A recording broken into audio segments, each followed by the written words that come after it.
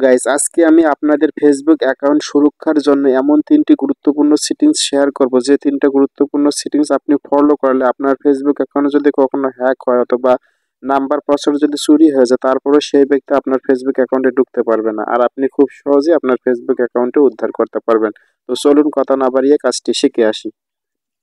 তো আপনারা কাজটি করার জন্য প্রথমে ফেসবুক অ্যাপসে যাবেন। তো আমি আমার ফেসবুক অ্যাপসে গেলাম, তারপরে উপরের দিকে কর্নারে দেখতে পাচ্ছেন থ্রি ডট মেনু, ওখানে ক্লিক করবেন।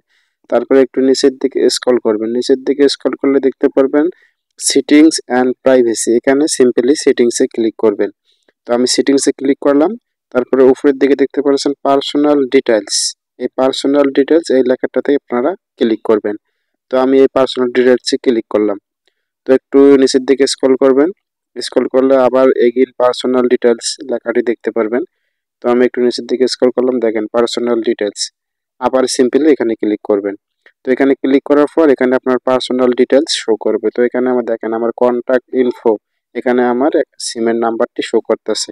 তো আপনাদের একটা রানিং সিমের নাম্বার এখানে আপনারা সেভ করে নেবেন। তো এই নাম্বারটা সেভ করলে হবে কি, যখন আপনার ফেসবুক অ্যাকাউন্টে হ্যাক হবে বা হারাই যাবে, তখন এটা কিন্তু খুব কাজে আসবে, অথবা যে কোনো সময় আপনি এই নাম্বার দিয়ে লগ ইন করতে পারবেন। এখানে আপনি চাইলে নাম্বার অথবা জিমেল অ্যাড করতে পারেন, যেটা অত্যন্ত গুরুত্বপূর্ণ।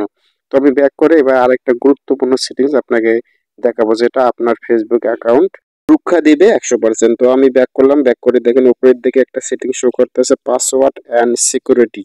তো আপনারা সিম্পলি পাসওয়ার্ড অ্যান্ড সিকিউরিটিতে ক্লিক করবেন। তো এখানে দেখেন 3টা অপশন শো করতেছে, change password, two factor authentication, save login. তো আপনারা এখানে টু ফ্যাক্টর অথেন্টিকেশনে ক্লিক করবেন। এই two factor authentication very very important. আপনার ফেসবুক অ্যাকাউন্ট সুরক্ষার জন্য এই টু ফ্যাক্টর অথেন্টিকেশন অত্যন্ত গুরুত্বপূর্ণ। তো আমি ওখানে ক্লিক করলাম, তারপর আপনাদের প্রোফাইলের নামটি শো করবে, আপনারা সিম্পলি সেখানে ক্লিক করবেন। তো আমি সেখানে ক্লিক করলাম। তো দেখেন আমার টু ফ্যাক্টর অথেন্টিকেশনে আমার একটা নাম্বার দিয়ে সেভ করা আছে, দেখেন আমার একটা নাম্বার দিয়ে সেভ করা আছে। আপনি চাইলে আপনার নাম্বার অথবা জিমেল দিয়ে আপনি টু ফ্যাক্টর অথেন্টিকেশনটা অন করে নেবেন।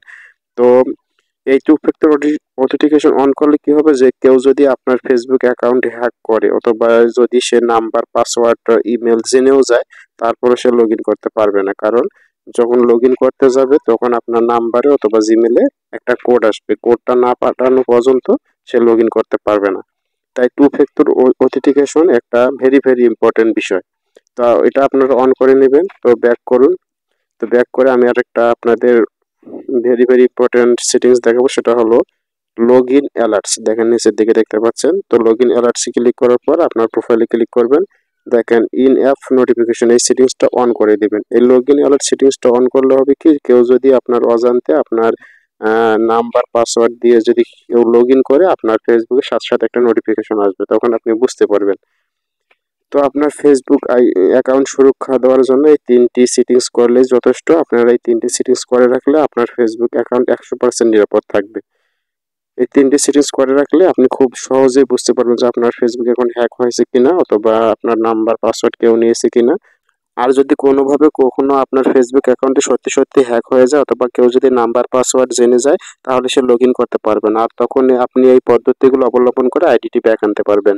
আজকে এ পর্যন্তই। ভিডিওটা ভালো লাগলে অবশ্যই সাপোর্ট দিয়ে সবাই পাশে থাকবেন। দেখা হবে নতুন কোনো ভিডিওতে। সবাই ভালো থাকবেন, সুস্থ থাকবেন। আল্লাহ হাফেজ।